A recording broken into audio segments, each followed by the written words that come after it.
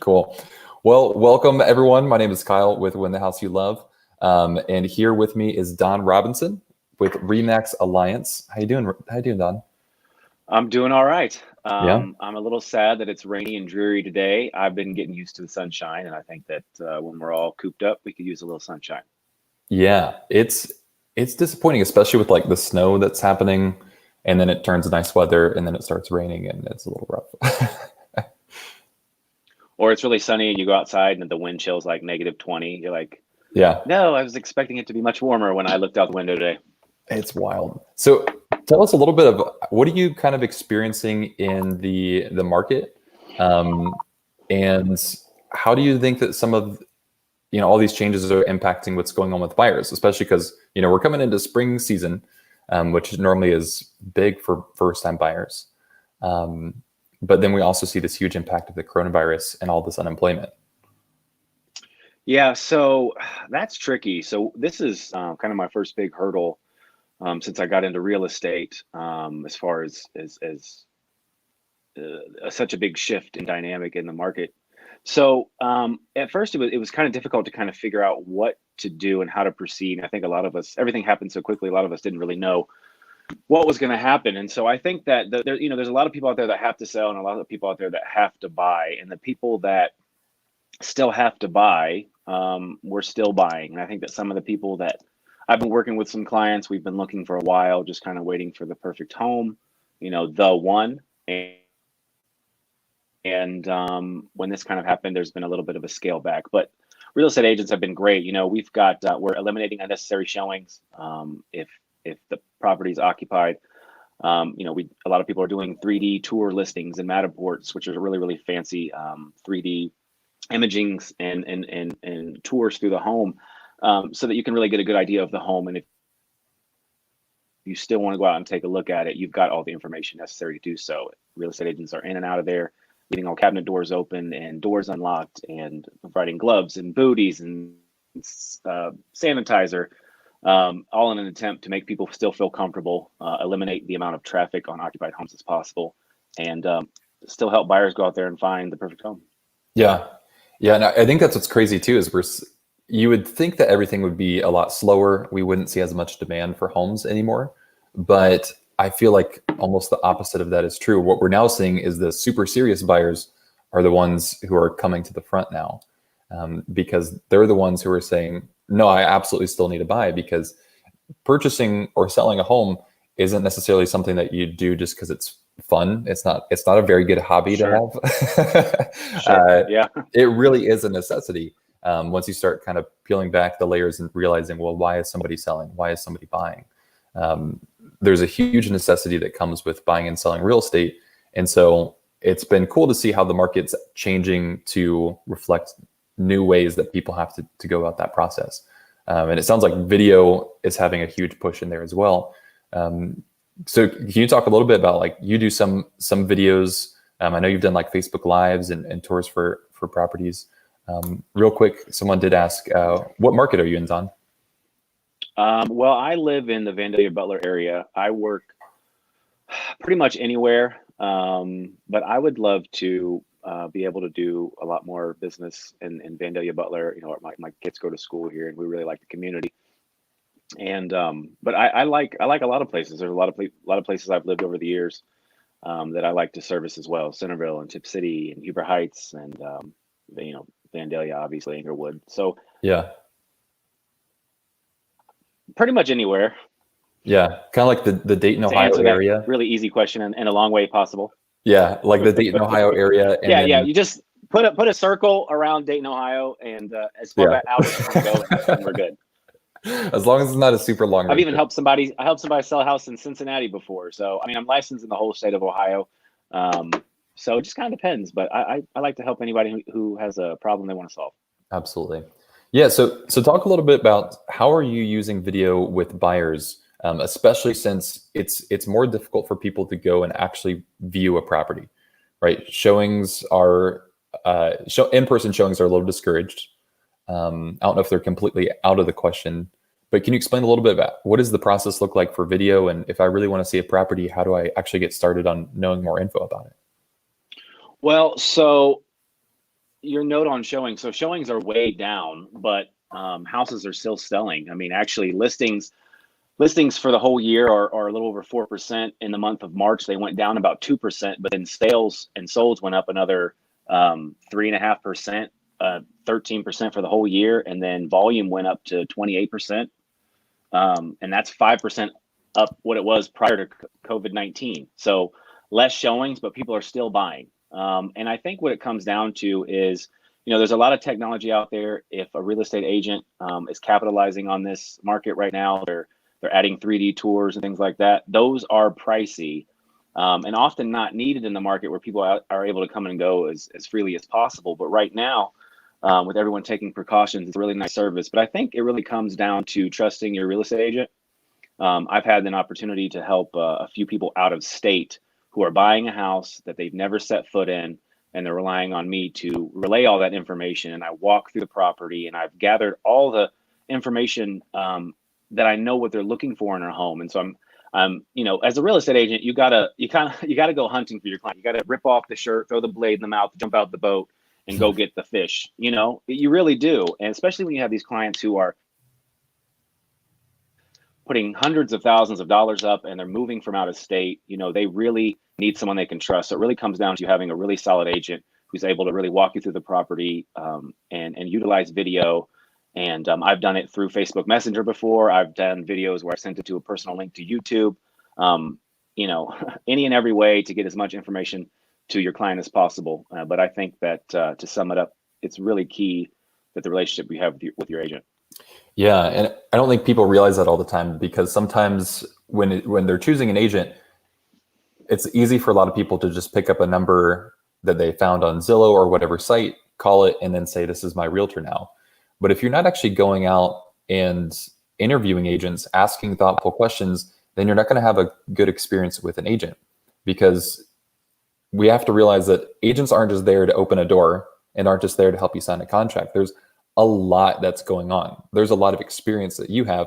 You've sold more homes than most people, probably in the past few months, that most people will ever do in their entire life, right? Like you have a lot more experience going through the real estate process. And so having a solid realtor who's there to help guide you through the showing process, understanding all the numbers about a property, understanding what's good for me and what isn't good for me, I think is huge. And then having somebody who can actually help you navigate the closing process, because that is a beast in of itself that you don't realize until you get into it. Well, people do business with people that they know, they like, and they trust. And trust is being the key factor. Let me break down some numbers to you. So, so when someone goes on Zillow and they see a house and they click, they want to talk to an agent. Well, that information that you've put out there could go to any number of agents, right? Mm-hmm. And so when you talk about people who have experience, for example, right now in the Dayton Area Board of Realtors, there's over 4,500 agents, right? But 2,500 plus are only going to do 1 or 2 transactions for the whole year. So that level of inexperience is huge, because you've got 1,500 people who are doing more than 2 transactions a year, and you've got about 500 or so people that are doing over 25 transactions per year. So, it's not to say that, the person that you get in contact with, it may be their first or second sale. They may have only been in the business for a year or 2. Those people are really hungry. They've got a business to build. They've got a reputation to establish, and they're going to fight for you. But it is also important to have conversations with them and feel them out, and see if there's someone who's willing to find the answer if they don't have the answer, and see if there's someone who like, and trust. And that's really what it comes down to. Yeah, I think that's huge, because experience is something that we like to fall back on as a way to figure out who's going to be the right person to work with. But it normally is not a very good indicator of if somebody's going to work well with us, right? Because I've talked with a lot of real estate agents who like to pull I've been in this industry for 25 whatever years, and I go through a deal with them, and doesn't matter. You have no idea what you're talking about. You are an awful realtor. You don't answer calls. You're not helpful. You're condescending about your clients. The metric of how long have you been doing this, how much experience do you have, does not tell me how much you as a realtor is going to actually help me get what I want. And I really think it comes down to that trust piece. And the only way to figure that out is, are we having conversations? Am I asking questions? And do I feel like A realtor is somebody who is on my side, and is really looking after what's in my best interest. I think that's huge. Well, and absolutely. And try to take time out of the equation. Someone who's been doing it for 5 years, 10 years, 15 years, focus on reps. It's just like working out. You may have been working out 5 days a week, every day for the last 20 years, but if you're not doing the right reps, you're not doing enough reps, none of that matters. So when you're dealing with an agent, whether they've been doing it 1 year, 5 years, 10 years, are they doing lots of transactions per year? And that's not to as some kind of pat on the back because they're doing so many transactions. That is experience. Like I had some health stuff a few months ago, and I was kind of out of the game for like 2 months. And when I started to kind of get back in it, it's kind of, you have to stop and think, okay, you kind of have to get back into your groove, and so you're dealing with these people that are doing this full time for a living. They are having conversations, they are writing contracts, they are executing contracts, having listings, finding houses, negotiating on your behalf. And it's the people who are doing this on a consistent basis are going to serve you the best, whether they've been doing it 2 years or 20 years. Some of the worst agents that I've worked with, I won't talk bad about anybody, but some of the agents that I had the hardest time with had been doing it for a really long time. Yeah. So it really doesn't mean anything. There's a lot of agents who've been doing it a long time that you can really glean from, you can really learn from. But to your point, the time in the business isn't the be all end all when you're looking for an agent. Yeah. And I feel like a lot of it comes down to, Dave Ramsey talks about this a lot, the idea of having the heart of a teacher. And I think that is one of the best indicators of, should I be working with this person, is figuring out, do I feel like they have the heart of a teacher? I mean, the fact that you're spending your time that you could be doing a million other things, just sitting down and saying, how can we help people, already shows the heart of a teacher there. And for a lot of agents, that just does not exist. They just want to close as many homes as they want. But kind of transitioning back to like first time buyers. So if most of the time, I think first time buyers get into the thought of thinking about a house, there's a lot of anxiety and overwhelm that comes from the planning process, because you might get that spark of thinking, I'd like to buy a house, but then you start kind of dipping your toe in the water of seeing what's all involved, and it can feel a little overwhelming. So if right now I'm thinking of buying a house, but maybe that's 6 months down the road, what are things that I need to start doing right now to make sure that I'm ready by the time that comes? Well, you've got to start talking to people and start building a plan. So a lot of times what I'll tell people again is, if you're considering about buying a house, or if you've ever even thought about it, a lot of people rent, and there's a lot of things to think about. When you own the house, and all the things that it may come with it, whether it be good or bad. But you're living in, if you're renting, taxes keep going up, and that rent keeps going up $50 a year. And at the end of it, you may have enjoyed your time there, but you have nothing to show for it. It's not necessarily money down the drain, but you have no assets. And so I say all that to say that, a lot of people don't realize when they own property, you don't just own what you're standing on. Like you own a piece of the pie. You've got the ground that you're standing on. It goes all the way down to the core of the earth, right? And then it stretches all the way up into the heavens above. And that is your little sliver that you hold planet. A lot of people don't think about that. A lot of people, they don't realize that it opens the door for you having assets. It opens the door for you having net worth. It opens the door for you building credit. It opens the door for opportunities that you weren't going to get without home ownership. It opens the door for equity. And I think that if you're thinking about it, you reach out to an agent and you say, hey, listen, this is what we're thinking about. Let's see where we're at. And then, they put you in contact, hopefully with a good lender. And then they start to see, okay, where's your credit at? What kind of savings do you have? What kind of money do you have? How are you spending your money? And maybe you can buy now, and maybe you need to work on a plan with, I've helped several people who had to go in credit adjustment, and they had to work on building their credit. And 3, 6, 9, 12 months later, we were able to buy them the home of their dreams. Yeah. And a year ago, and it might be a year, but a year goes by awful quick.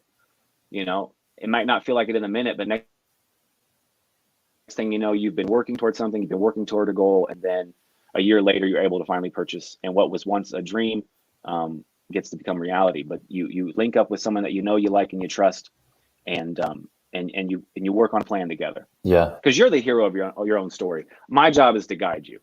It's same thing with mortgage. Your job is to guide them, but they're the hero. They're the ones with the goal. They're the ones that are trying to accomplish something. We're trying to help them get from where they're at to where they're going.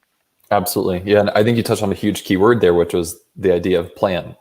Because I think what often happens is we get that emotional stir of, I want to buy a house, and then I go try to do that. So I'm going to go, I feel like we're kind of throwing a lot of darts at a board. We're calling this person and that person, or reaching out to this person, and maybe we don't get the answers that we want, or the answers are more confusing than we expected.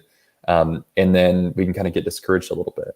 And instead, we need to come in and say, I'm here just to make a plan for the next X amount of months.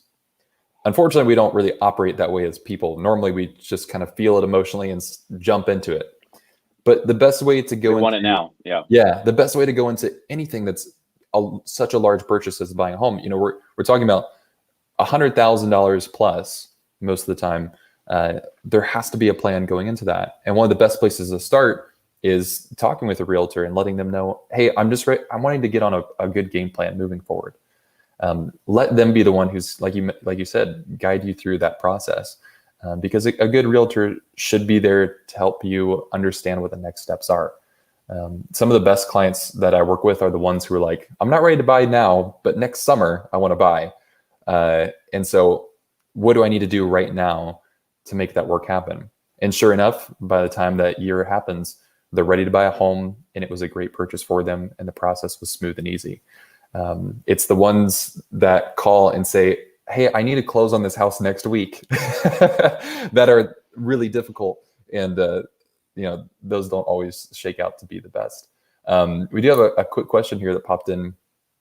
As a first-time buyer, should I wait to buy in this climate to get a good price? I'm guessing by climate, they're kind of talking about maybe the market. With the coronavirus. Yeah. So there's nothing to indicate, like I said, just based on numbers, there's nothing to indicate that you're going to score big and find an incredible house at a super discount. There's nothing to indicate that. Again, we don't really know what's going to happen. There's a lot of people out there that might tell you that they do, but we don't. We have these feelings. We're watching numbers, we're watching the market, but we really don't know. And I think if you're really wanting to buy, and you've already started the process, I think you should keep on trucking, because waiting for the market to shift, who really knows? But if you're on the fence and you're thinking about possibly buying, I would say explore all your options, talk to lenders, and do what feels right. As a real estate agent, we're not car salesmen. We're here to help you. We're not here to try to strong arm you into buying something. So I think it's all about what feels good in your timing. But as far as being able to predict the market and you being able to snag a deal, there's nothing to indicate that based on numbers right now. Yeah. And if anybody could predict a market, whether it's the real estate market or the stock market, they'd be unstoppable. They'd be a very wealthy person. And if anybody is going to come in and say, this is what's going to happen in the market, you need to wait this amount of months in the market, then those are people that you want to stay away from because they don't have good advice. Logically, they just do not understand what's going on. Because nobody can understand and predict accurately what is going to happen in the future. And I've been seeing there's a trend going around where people are waiting for a market collapse to be able to get into purchase, which is a little bit of a dark thought. I get it, but it's the moment that external things start impacting our plan is the moment that we make really bad choices. And that's why I think it's so important to start with the plan, like you mentioned, because if everything I'm doing is based off of how I'm feeling today and what my uncle told me about buying and what CNN said about mortgage rates, then I'm going to be led by headlines. And those are always emotionally charged and usually have some sort of agenda behind them. But if I can take a step back and say, here's my plan, this is what I'm looking to execute over the next few months, then it really doesn't matter what interest rates are doing, doesn't matter what prices are doing. Obviously, those are things that I might consider a little bit and probably need to keep as things in my plan, but it shouldn't really impact me purchasing, me refinancing, me selling my house. So what happens if you find the perfect house? If you find, the perfect house, are you going to wait? Are you going to wait for the market to shift on that house? You know what I mean? It depends on, what your goals are, and Yeah. absolutely stick to the plan. And, I was in the wine business for a long time, and, there's some thought behind when you should open a bottle of wine and how you should store it and trying to catch it at its peak. And in reality, you might miss a really good bottle of wine, Yeah. and home buying is supposed to be a fun experience. It's a new chapter in your life. It's not supposed to be anxious. You're not playing the stock market here. Now, if you're an investor and you want to watch the market for some of those things, that's a little bit different. But if you're just buying a home for owner occupant purposes, for you and your family or yourself to live there, I think it just comes down to when it feels right, sticking to the plan, executing the plan. And then when the time comes to sign on the dotted line, you'll know in your heart of hearts if what you're supposed to be doing is what you're doing, and you'll move forward in that direction. Yeah. And it's helpful to know too that so much of the real estate market plays on the whole idea of FOMO, the whole fear of missing out. The way properties are advertised is, don't miss this. This is super hot on the market, not going to last long. Well, there's some truth to that. Some people do feel anxious, especially people that really want to buy, and they keep getting real close to getting that house, and then it gets snatched up from underneath them. So there is a little bit of stress. I think that just with the market in and of itself. But you work with a good agent, and like I said, they'll jump out of the boat and they'll do everything they can to get you to that house. So absolutely. Yeah. Yeah. I think it's huge to be able to recognize some of those emotional factors that go in before we start searching. That way we're not always led by them the entire time. So kind of with that, when we're going out and looking for a property, a lot of times people talk about like what's on your list, what's on the things that you need and you want. Can you kind of talk a little bit about the whole idea of like a needs list and a wants list? How do I figure out what's on what list, and what problems are you seeing people run into when it comes down to, what's on their HGTV checklist? Sure. So a lot of times what I try to figure out are what are people's non-negotiables. So for example, if you need 3 bedrooms, you need 3 bedrooms. Me finding you a 2-bedroom, you adding on a 3rd bedroom is not cost effective. Whereas when you say, hey, Don, I need 3 bedrooms and it's got to have a fence, I have a dog. Well, if I find you the perfect home and it has 3 bedrooms and it checks off all the other boxes, is it still not an option because it doesn't have a fence? Are you willing to put in a fence? That's going to be a lot more cost effective than you trying to open up walls or build, add additions and things to that nature. So we try to figure out what your non-negotiables, and in my opinion, that's bedrooms and bathrooms. And a lot of times for the guys, it's garages. Sure. That's what I hear the most. You got to have 3 bedrooms, got to at least have 2 bathrooms and 2-car garage. I have 6 motorcycles. I need to put them somewhere.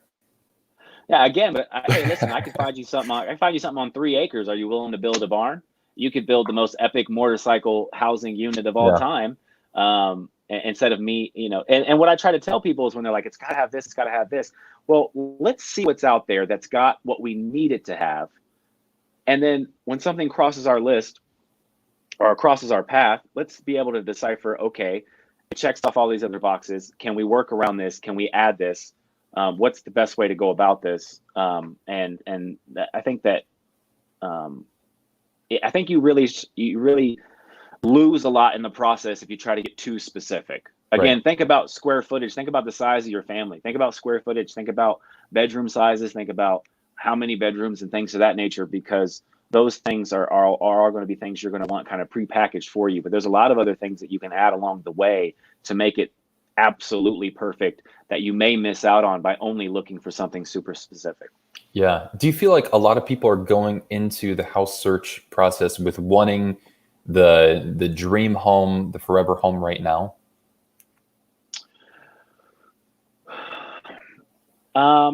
Yes. I think a lot of people don't really think about buying and jumping onto another home. It's kind of like, when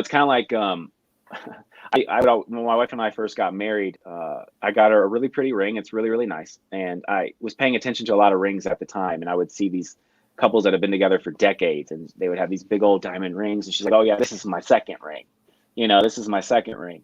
And a lot of people don't think about that. The house that you buy, you may love it, but you may outgrow it. It may be, for lack of a better term, a stepping stone house. You Yeah. may buy a house. Now you're not throwing money at rent. You're building something. Maybe you add a little bit of value to it. You stay there 5-10 years. You go to sell it. Now you're gaining equity out of it. So now you're walking away with it being paid off and money in your pocket. And now you're able to move on to something better because you've been working on that, those payments. You've been on time. You've been working on keeping your credit in line. And then you gain the equity and you move on to the next house. And yeah, I think that a lot of people, or a small percentage of people, think about it that way. Yeah. And it's just like anything in life. I think all too often people want to have things right now, and there's a process. Not everybody. You have your uncle who's got like a 68 Corvette in his garage that he drives out on Sundays. Well, he didn't have that for the first 40 years he was alive, 50 years he was alive, but he's got it now. Does that make sense? Oh, absolutely. Yeah. And I think that, I don't know if some of that's a generational thing or not. I feel like, our generation a little bit, well, I guess your generation and my generation. I think I'm Gen Z technically, like right on the line. Yeah, I'm almost 38. I'm getting up there. And yeah, there is this. We want to have what our parents had or what they currently have, instead of the, kind of like you mentioned, the stepping stone approach to get there. And sometimes I think what's really helpful to think about is, I could buy a home and say, I'm going to be here for the rest of my life. Or have that intention of saying, I need to find a home that I'm going to be here for the rest of my life. But in reality, I don't know what 3 years in the future looks like. And I know that I don't know what that looks like, because if I look 3 years in the past, I was a completely different person 3 years ago, and my life looked a lot different than it does now. So knowing that 3 years in the future is going to and then if you have kids, if you start having kids, I mean, just one baby, you're going to need another 1,100 square feet alone just for everything that comes along with a child. You really don't know. Like the generation prior to, I guess, my generation, I guess my dad's generation, they were the kind of people who lived in the house for 30, 40, 50 years. A lot of the clients that I get now, I help sell their houses for them, and they've been there for 40 plus years. Then you move on to the next generation down, like our dads, they started to work hard, and they started off a little small, and they kind of moved their way into something bigger. And I think that I don't see any reason why that should be any different of a process now. And like I said, your needs are going to change. You don't need 5,000 square feet when it's just you and your wife. Yeah. And that's the whole idea of the stepping stone. I think we miss out a lot on, because it sounds bad. Yeah, it's not. It sounds bad sexy to call something a stepping stone. Yeah, but you don't want to step in the water though either, do you? So you need the stepping stone. Yeah, maybe a ladder is a better metaphor. but you need it. You don't want wet socks. Nobody likes wet socks. Yeah.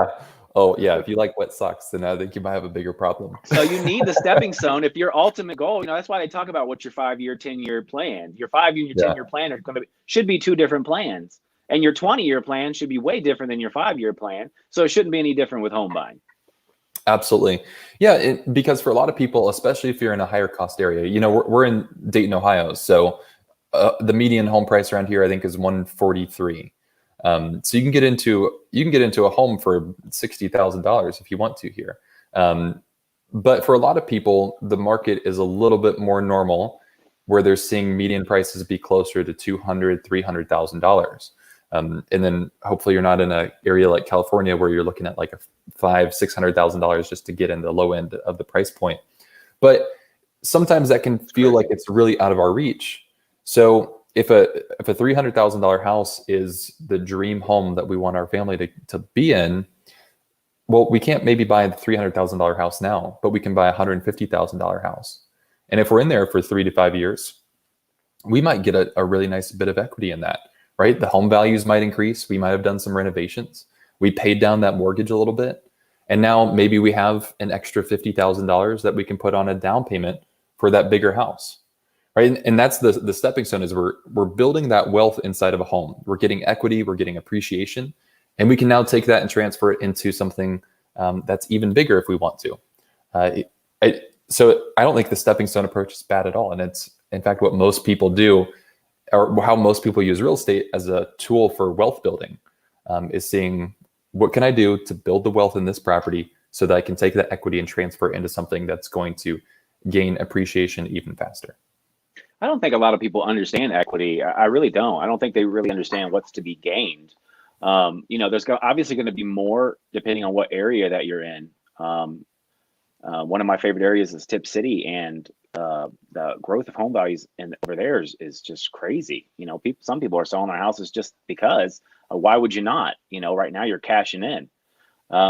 But and even if you are shopping around for a quote unquote stepping stone house and $150,000, well, $150,000 isn't dispersed the same everywhere. You can get a not really nice $150,000 house somewhere, and you can get a not so nice $150,000 house somewhere else as well.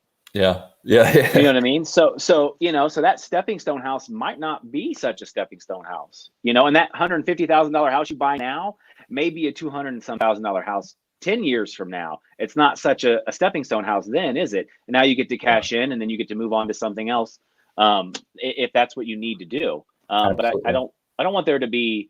I think sometimes when people start throwing out numbers, I think that people are turned off by certain price levels. Oh, I only want to look at stuff that's only $200,000, and you may very well want to. But again, that's not going to be divided evenly, or that's not going to be no two houses and price ranges are going to be alike. If you're in Centerville, you're going to get a much different house for $200,000. Then if you're in Vandalia, your $200,000 house might be significantly nicer. Yeah. It looks like I think it's Burris Dixon said my brother has a $350,000 home in Chicago. It's comparable to a $150,000 home where I'm from.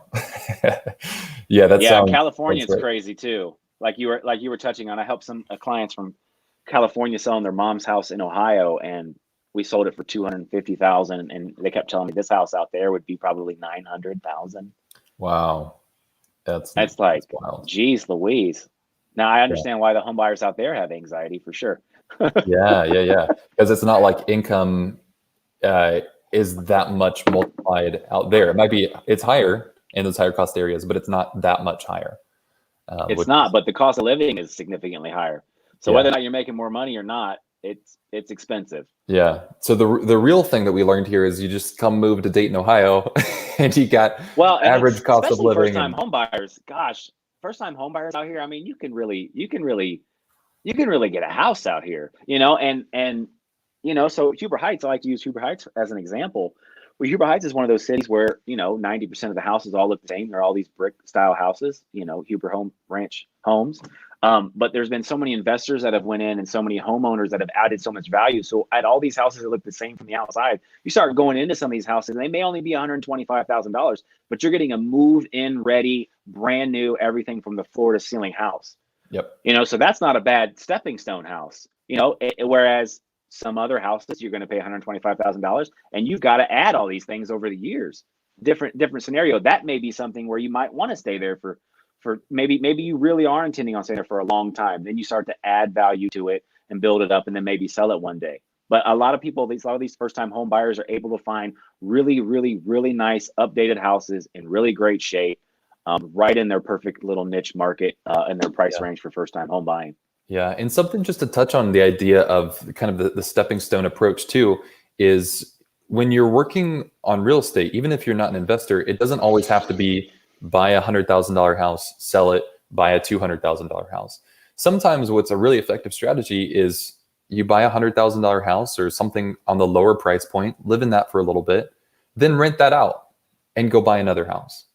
And so now what's ended up happening is you have somebody else paying down a mortgage for you. You're still gaining appreciation now on two properties, paying down equity or paying down the mortgage on two properties. And so now you have, basically a portfolio of two homes, and you're not even really, going through the investing phase. And so a lot of people do that as another way to build wealth. Well, absolutely. And not even, even if, you're not really interested in income properties, you stay there 2 years, you stay in that property 2 years, you add value to that property. And then if you do want to go and resell it, you can start to avoid capital gains tax because you've lived in the property, you've added value, and now you're selling it, and now you're moving on. Right. Yeah, that's a great point. So you can literally, I know people that's how they invest. They live in these houses, they fix them up for a few years, and they sell them, and they move on to the next one. And that's one of the ways that they invest. And it's a very real thing. Not everything is a flip. Whereas, you just send in a crew, you don't actually live there. A lot of times people live in these houses and they make really nice houses out of them. Yeah, because the real estate investing game is not always the there's a lot of sleazy advertising people in the real estate investing world, and real estate investing does not have to be that gimmicky.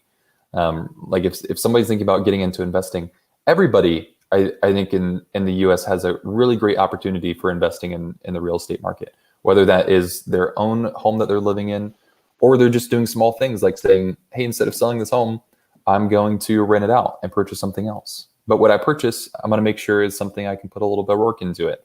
I'm going to put 10 grand worth of work into this to make sure that the property value increases, so that by the time we sell that one or rent that one out, we have a better return on it.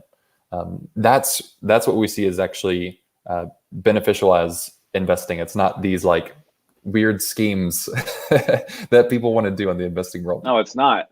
And it's the number one way to gain wealth in this country is property ownership. I mean, once you start doing that, you build a portfolio. Now you've got assets. Now you've got net worth.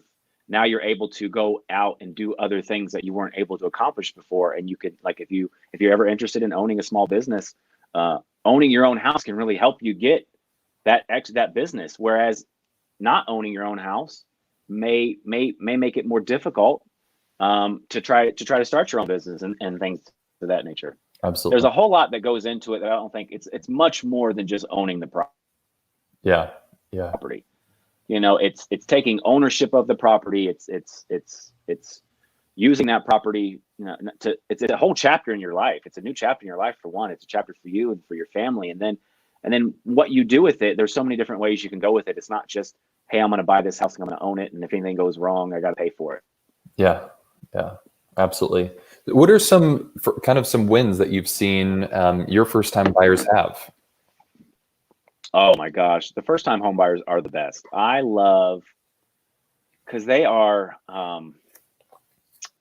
So the process in and of itself can be a nerve-wracking experience, but a good agent will make it feel like a smooth experience. And I would tell you, and as my wife would say, slow down and enjoy it. Because it's a really exciting time. There's a lot of money involved. There's a lot of uncertainty. There's a lot of questions, but it's also a really exciting time. And so slow down, enjoy it, and really appreciate it for what it is. But first-time home buyers, they are, they're the ones. I can still see some of them in my head. They're the ones that are crying at the closing table. They're the ones jumping up with excitement. They're the ones that are.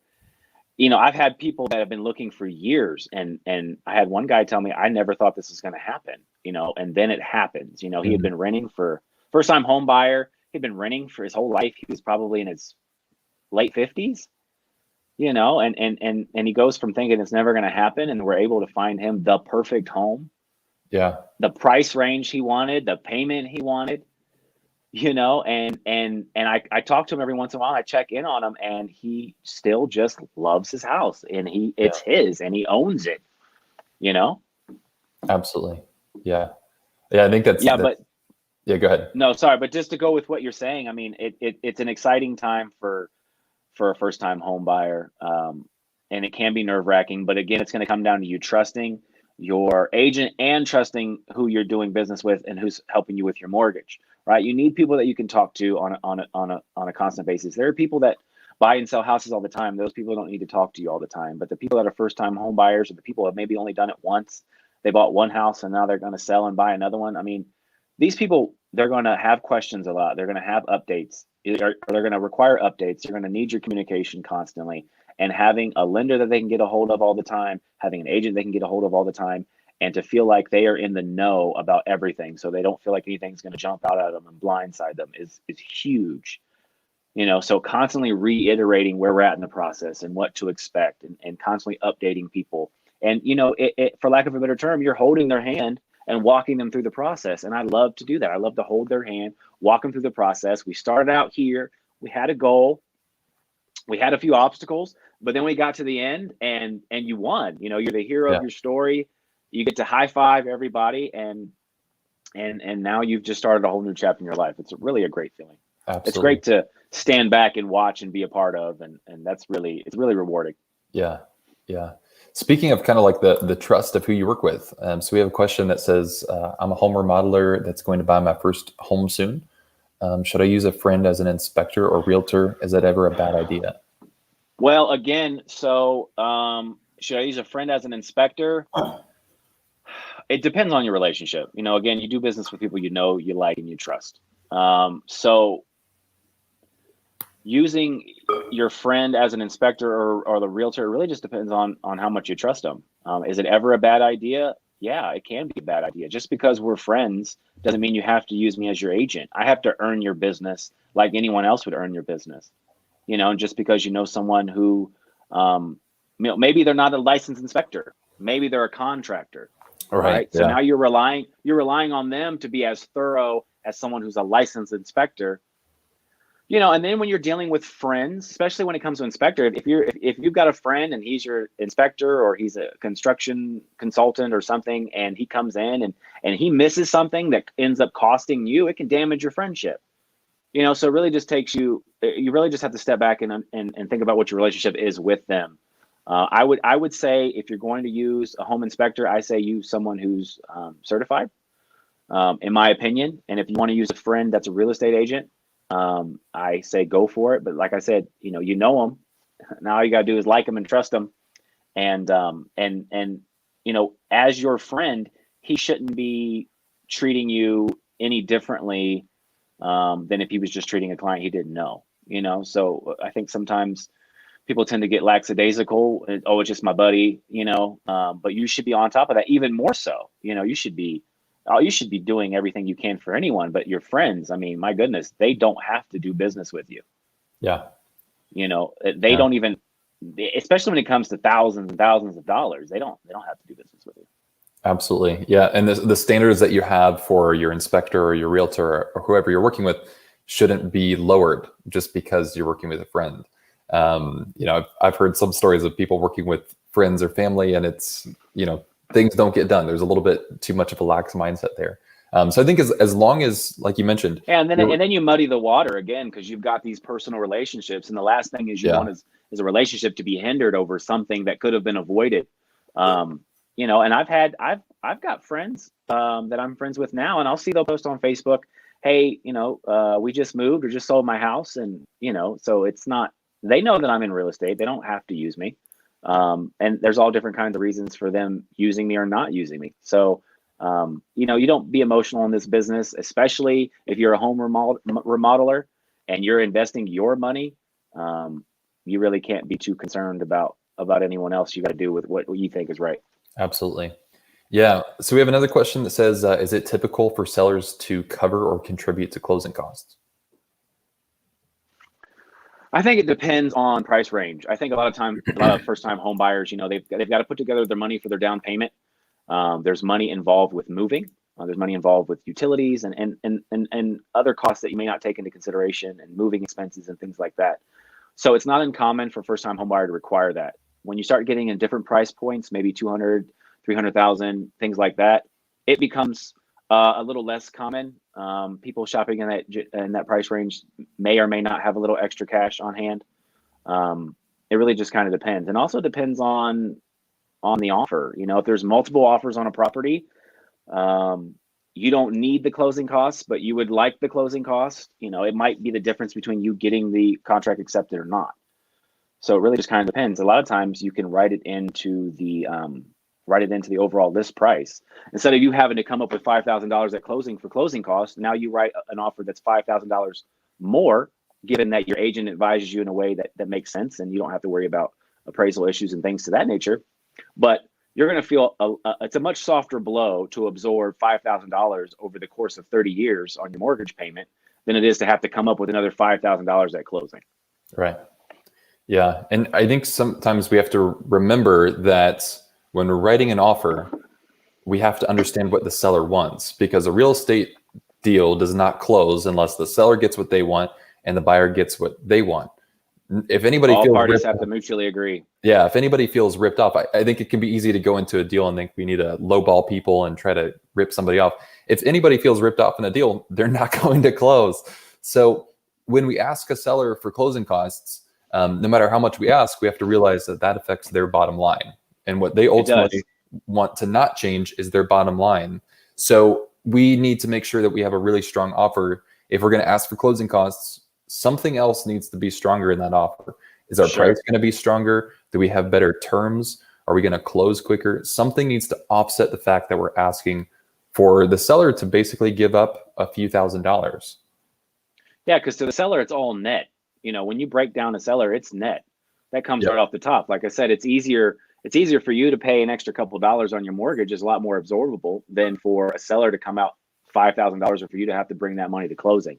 So to the seller, it's all net. That's all they're going to look at. And a good agent on their side is going to break down all the numbers and show it to them and advise them in the best way possible. And that's why you need an agent that you trust on the buying side, that you know, that you like, and that you trust, because they're going to do everything they can to try to negotiate what's best for you. But at the end of the day, you say, hey, Don, I want that house. We're going to write the most aggressive offer possible. And your real estate agent is going to communicate with the listing agent, do everything they can to try to solidify that. And that may be you getting closing costs. That may be you not getting closing costs. It all just depends. No two offers are alike. We navigate each one depending on your motivation, depending on how bad you want the house, and depending on if there's any other offers or anything on the table that we have to contend with.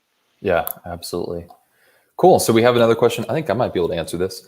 Does the lender I use have to have an office in my area? And what is the full range of options I have for choosing financing? So no, the lender you use does not have to be in your area. They can be really all over the US if you want to.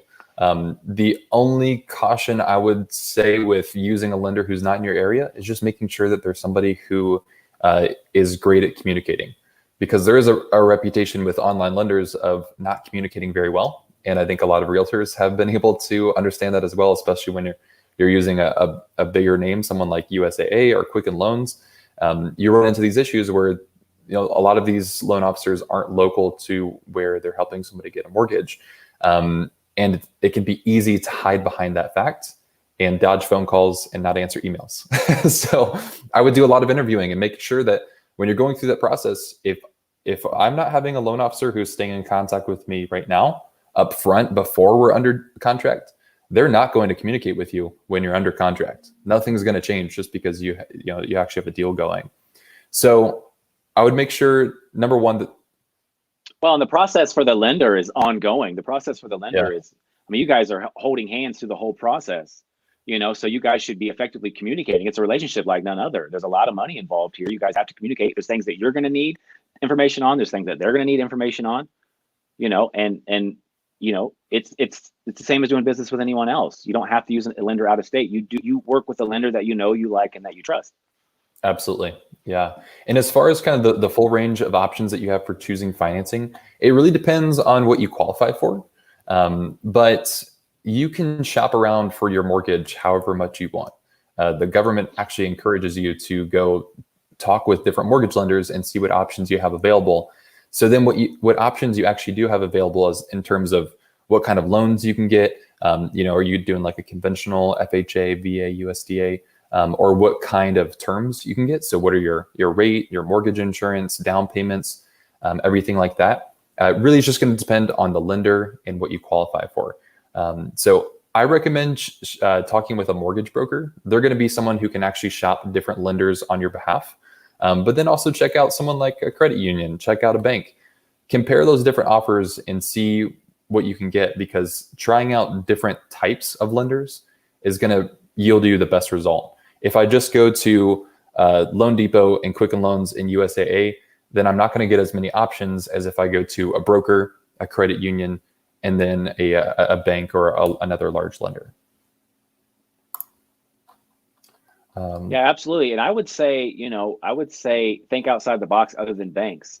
I was talking with a lady the other day and she said, gosh, I don't even know if you can get a hold of anybody at the bank right now. And I said, well, yeah. Luckily for you, there's a lot of mortgage companies and a lot of other, fish out there in the sea that can do, and a lot of times a much better job. A lot of times what you deal with in banks is you're dealing with lenders that they are dealing with multiple different projects. They may not just be in just the mortgage lending industry. They may be dealing with multiple different things. And one thing that becomes frustrating sometimes with these bigger companies and these bigger banks is you start working with one person, and then before you know it, you're shipped around to 4 different people, depending on what stage of the loan process that you're in, and it becomes very confusing to figure out who to talk to. And then as an agent, it becomes confusing for me to figure out who to talk to. Yeah. Yeah. And two, sometimes with banks is there's not as much incentive for them to want to close those loans. It's kind of just their regular job, and then they're going to go home. They're going to get paid anyway. Yeah. Yeah. If I don't answer the phone, then I don't get to eat next month. That puts a little bit of a fire going on. No Chipotle next month. Yeah. It's the same for realtors. It's like, everybody's working because they want the same thing. So the moment that incentive is taken away, then the level of service can begin to drop a little bit.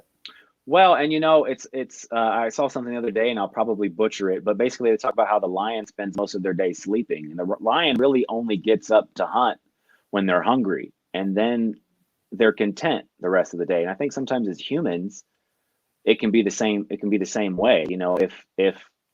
If I'm not going to starve, my performance might be deterred by my ability to not need to go chasing after this deal or to provide the best service. Forget the deal. I want to provide such a great service that you're going to want to work with me again, and you're going to tell your friends to work with me again, instead of just I'm already getting paid on the clock. I'll call this person whenever I feel like it. It really doesn't matter because I'm full, because I'm already eating anyway. Does that make sense? Yeah, absolutely. Yeah, I think you got a top fan in the comments here.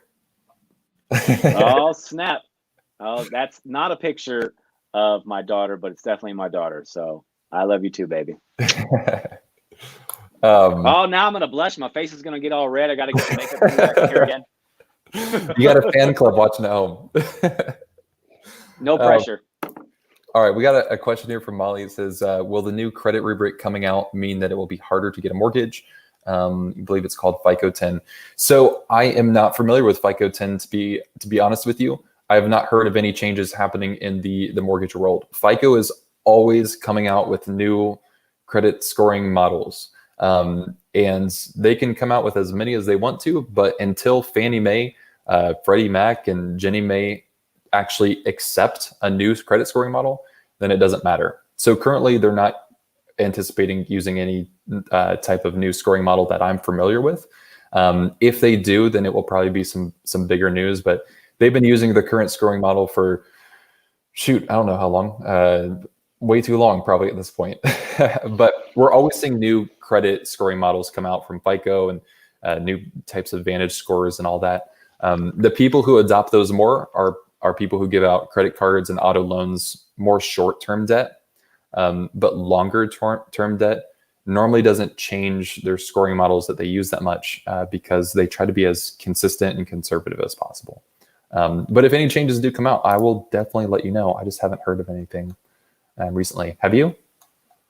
I haven't, but there's been so much information flying around lately. It doesn't sound familiar though, no. Yeah, there's constantly updates with the coronavirus changing. Now, what you might be referencing with credit score changes is there isn't a new scoring model that's being used, but lenders are changing. Yeah, okay, so I think that's what you're hearing. So you said to get a mortgage is now 640. So the scoring model isn't changing, but lenders are doing what's called an overlay. And an overlay is basically where they say, hey, we're going to add an extra rule. And one of the extra rules that they're adding for some lenders is they're raising their minimum credit score requirements because of what the coronavirus is doing to unemployment. Like we already saw, I think the last number that came out was 3 million mortgages are now in forbearance. That's 6% of mortgages. That's a lot of cash that is getting bled out by lenders because they're not getting paid on 3 million mortgages. So we're talking hundreds of millions, if not billions of dollars in lost revenue that still needs to be paid to investors. So it's becoming a big deal. So lenders are raising the minimums. Each lender is different. Again, this is why I would suggest talking with a broker because you might find a bank, and most banks are capped at that 640. Some are even taking it up to 680 Chase is going up to a 700. As a broker, we work with lenders who have different programs. So on FHA, we're still going down to a 500 credit score. On VA, we still go down to a 500 credit score. On USDA, we still go down to a 550 credit score. So it really just depends what lender you're working with. And I think a broker who's going to be able to help find the program for you is going to be more advantageous than, going to a lender. I've been hearing so many deals that are getting killed because they have an approval at one lender, but they raise their FICO minimums, and now that deal's gone. So working with a broker, it doesn't really work that way because we get to shop those programs around. But hopefully those changes will go away here soon. That's the well, and if you've got a good relationship with your lender, you can talk with your lender, and maybe you are eligible to buy right now. But if you've got a really great lender, maybe that lender says, hey, listen, if you were able just to tweak a few things, get a few things paid off, focus on A, B, and C, you could significantly raise your credit score and put you in a much better position to buy something. You may even get in, it may be more favorable to you. So it may be possible, but may not always be the best thing to do. Absolutely. So your relationship with your lender is really, really important, and they should guide you on this, and they should tell you what's best for you, not just to get you financing, just to get you in a house. It should be based on what is truly best for you, because what is best for you is what's best for us. And at the end of the day, we all rise together. Yeah. And because a lot of times those, these credit scores are given in brackets. What people don't realize, 640 is a huge credit score bracket range. So you could have a 638 credit score and you might get a 4.5% interest rate, but raise your score up 2 points and get a 640. And now you're at a 3.5% interest rate, all because your score changed 2 points. Now it doesn't always work that way, but that's what I often see happen is we bump up to that next credit score bracket. And all of a sudden we get big interest savings. That is, possibly several $1,000s. Here's one last question, and then I'm gonna let you go, Don, because I don't want to take too much of your time. But are there any repeated significant mistakes you see first-time buyers make? Oh man, is that a Don question? I think it's a Don question. It sounds like a Don question. Okay, any significant mistakes you see first-time buyers make?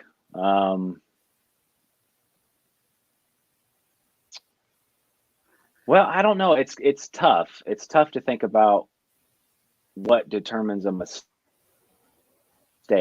I have heard stories where I haven't had the experience where I've had a buyer reach out to me and say, hey, I've made a total mistake. I've had buyers reach out to me and say, hey, I found a samurai sword in the attic, random things like that.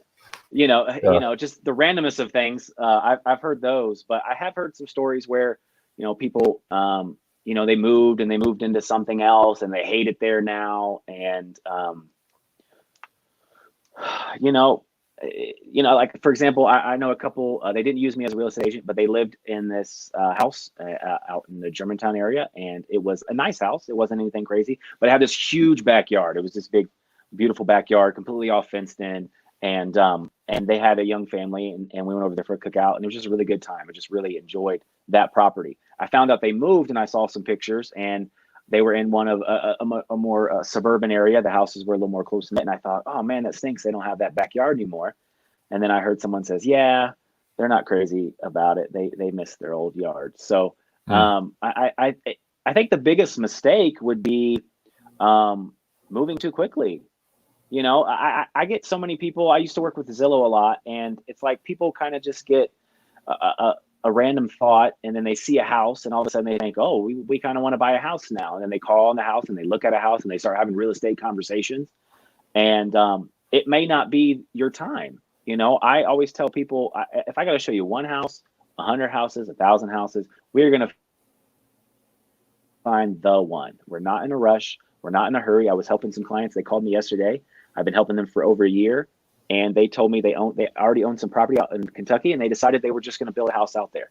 That's what's best for them. That's what I really want, and that's what you should want. It should be slow. It should be calculated. It should be thought out. It should be planned out. It should be methodical, and you should not let the market scare you, because you may see a really nice house, and someone else may come along and snatch it, but you don't know what you may have avoided. It may not have been what's best for you. And you don't want to be stuck in something feeling like the worst thing is to feel like you spent $100,000, $200,000, $300,000 and you've got buyer's remorse sitting in Yeah. your own living room, that's, no one wants that. I don't want that for you, for sure. And no good agent would. And so I think that, to answer your question, is move slowly. Don't move too quickly. Yeah. Take your time and trust that everything is going to work out the way it's supposed to, and listen to the people that you trust that are trying to guide you along the way. Yeah. And something that I see as a mistake too is this would be before the purchase, but just in the property viewing phase and shopping phase is not getting solidly pre-approved before you actually shop for a home. Terrible. And I get it. No, the money part is not exciting. Getting a mortgage is not the most fun thing to do on a weekend, but it's so necessary. Can't do it without it.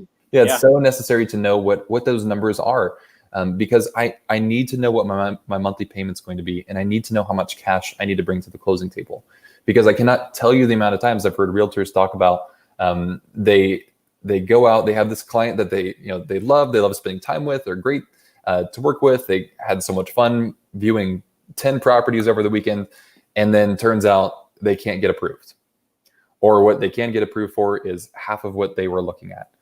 And it just sets everybody up for this emotional roller coaster that makes things so much more frustrating and makes the process so much slower.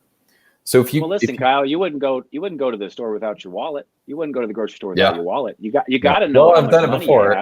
Well, yeah, but you got to go back and get it. Yeah. You know what I mean? Unless you got Apple Pay, but you got to know what you're working with. I tell people all the time, they're like, "Oh, we're interested in this house. Okay, have you discussed financing options?" No, we haven't done that yet. Well, you got to know what you're working with. You got to know what money you're playing with. Because otherwise you're just window shopping, and it doesn't help you. And then if you get emotionally attached to a property, and then you find out that you can't afford it, then all you've done is just kind of hurt yourself, and you may get discouraged from buying a house ever. One little experience may deter you. So, yeah, absolutely. Well, cool. Well, thanks so much for your time, man. How can people reach out to you if they want to buy or sell? Obviously, you can help in the Dayton area. You can also give referrals out nationally, right? Absolutely. Yeah. We've got connections with a bunch of different people in different states that I've been blessed enough to kind of get to know over the years. Not all states, some states. So if you're thinking about buying or selling, or if you've got someone out there that they need to sell and they don't really know who to talk to, I may be able to put them in connection with someone. But most popularly, people just go to my Facebook business page. It's Don Robinson, RE/MAX Alliance. Phone number 937-701-5962. Or you can email me at donrobinson@remax.net. Cool. Yeah, seriously, if you're looking for somebody who has the heart of a teacher, who's willing to help guide you through the process and not pitch themselves as the hero the entire time, connect with Don. If you're not looking at buying in kind of the Dayton area or Columbus or Cincinnati area, he can give you a really solid referral with somebody who also has the heart of a teacher nationally. I think you can do it globally too. I don't want to guess. Globally, yeah. If you need to buy somewhere, I don't know anybody in Kuwait, but if you really need to find somebody, I'll do some research for sure. Yeah, awesome. Well, thanks so much for your time, man. I really appreciate it, and I will talk with you soon. All right, buddy. Appreciate you. Bye, guys. Thank you.